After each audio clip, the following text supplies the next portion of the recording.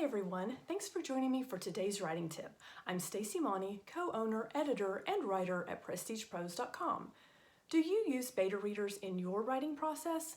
There's some debate among authors about when to use beta readers, so in today's video, I want to provide some advice about the best time to use them.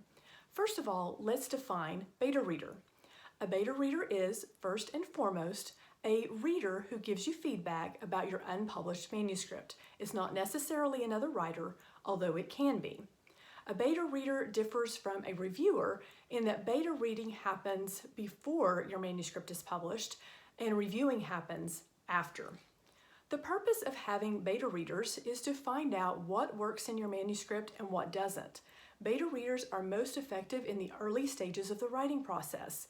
A beta reader comes before copy editing and proofreading because you will most likely change your content based on the feedback that you get from your beta readers.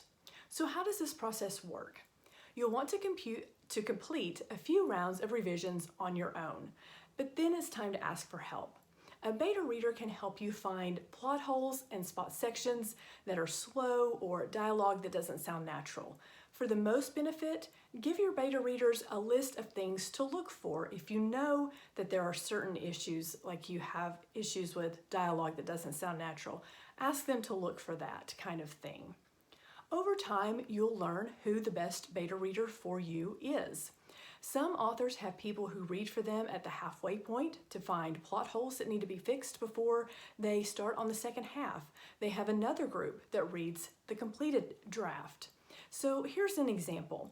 I'm currently working on a cozy mystery. After my first round of revisions, I sent the manuscript to a friend who suggested changes.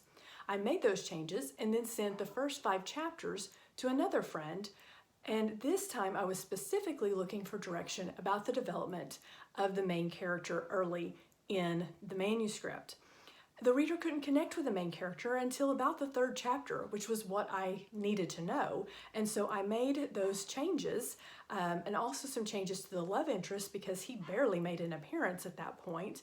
And after a few more rounds of revisions, I had a completed draft. I sent it to a couple more beta readers with a list of questions. Does the dialogue sound natural?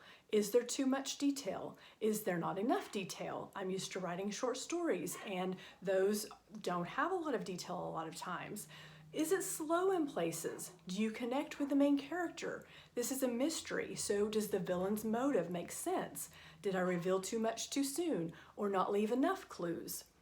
You may be wondering if you have to accept all the feedback a beta reader gives you, and the answer is no, of course not.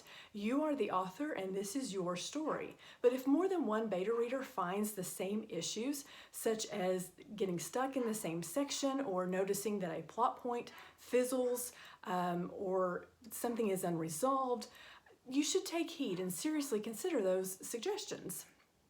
So that brings me to how many beta readers you need. Well, less is more in this case.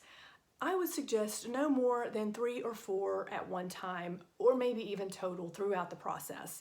Any more than that, and you will be overwhelmed by the amount of feedback that you receive. Have you used beta readers in your writing process? What was your experience like? Let me know in the comments. And if this video was helpful for you, please click like and subscribe for more great content. Thanks for watching and happy writing.